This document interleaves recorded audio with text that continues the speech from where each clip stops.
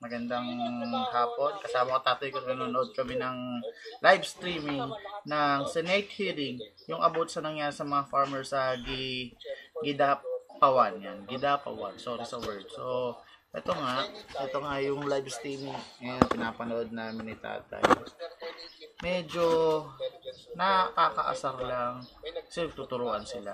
Napakasimpleng tanong lang naman ni Senator Cayetano. Napakasimpleng tanong. Siya ngayon yung Senate majority leader doon. Napakasimpleng tanong lang ang sinabi niya. Kaninong order? Diba? Kasi ang pinag-uusapan dito, ba't nagkaganon? Diba? Bakit may namatay pa nga, diba? Ba't nagkagulo? What happened? Parang ganun ang tanong Okay, kasi ganito nga nag-take action yung mga pulis. Yung simula nung sinabi nila na nag-take action kasi yung mga pulis. Tanong lang ni Cayetano, unang-una kay Governor. Honorable Governor Emily Emilu, tama ba yung ano ko? Okay. Tanong niya kay Governor, kanino galing yung order? Ang dahil pang sinasabi. Kasi kumuha kami nag-consult kami sa ganito. Ang sabi raw, kailangan daw ma-clean up na yung ang tawag dito, linisin na yung daan kasi nga may mga dumaraan na harami na istorbo. Okay, ayan. Ayan tatay ko. Ayan nga, yun lang naman na napakasimpleng tanong. Okay, kanino galing ang order? Ang dami nilang dinadahilan hanggang nagturuan na, hanggang bumaba na sa pulis. Bumaba na sa pulis. Ang sabi naman sa pulis, kasi nag-take action, sinisi pa nila yung pulis. Ang pinagtataka, ba't nila sinisisi yung pulis? Wala namang alam nun. Diba? I mean, hindi ko na sabi walang alam, di literal, don't take it, literally. Ang ibig kong sabihin, syempre, meron silang sinusunod na order. Okay? Ang sinasabi nga naman nito, bakit nagkagaroon ng rally lang naman yan, hindi naman terorista yan, okay? Rally lang yan dahil may gusto silang sabihin, dahil nagugutom sila, okay? Kaya nagrally sila, may gusto silang iparating. Ang sabi ni Cayetano dyan, kailangan lang ang pagganyan, mga rally, basta control ba yun? Yung ano ba yun? Ewan ko anong klaseng control yun. Basta may control siya sabi. Parang quality control. hindi. Basta parang mag-control, ewan ko kung gano'n. O violent control, ewan ko. Pero pag may merong talagang naka-train dyan ng mga pulis na para lang i-secured lang. Diba?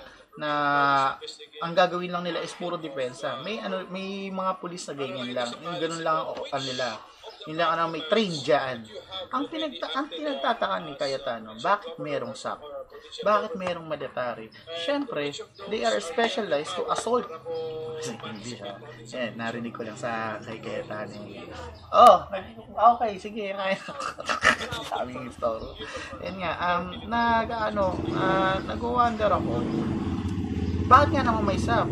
Siyempre, kapag sabi ni Cayetano, kapag may nasaktan sa mga kasamahan nila, syempre gagantihan, umiinit din ang ulo, tao rin yan diba? Pero hindi katulad sa mga pulis na pang-rally lang, talagang defend lang sila kasi trained sila dun Pero yung mga SAP, yung mga military, syempre, uma-assault yan, uma-action yan. So, yun nga, nangyari na, nagkaroon ng patay, nagkagulo, may nasugatan. So, ito lang naman na tinatanong, babalik ulit ako sa tanong ni Cayetano. Ang tanong ni Cayetano, kaninong order? Okay? Sino nagbigay ng order para mag-take action? Tinuro ngayon nito. Sabi naman ni Cayetano, wala namang problema.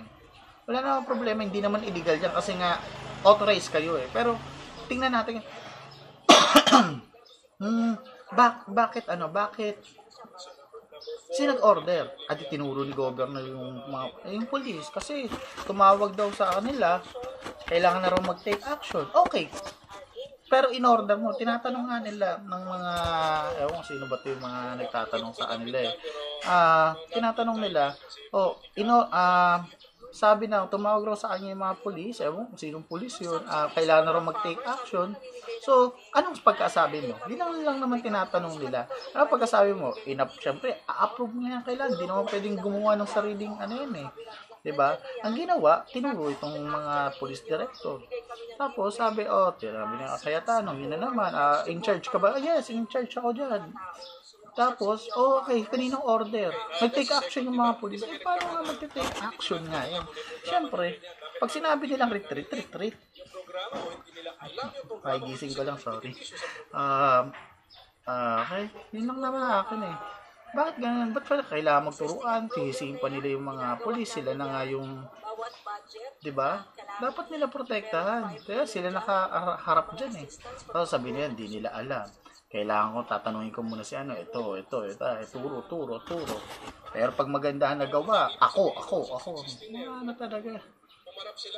Wala lang inano ko lang, sino ba talaga?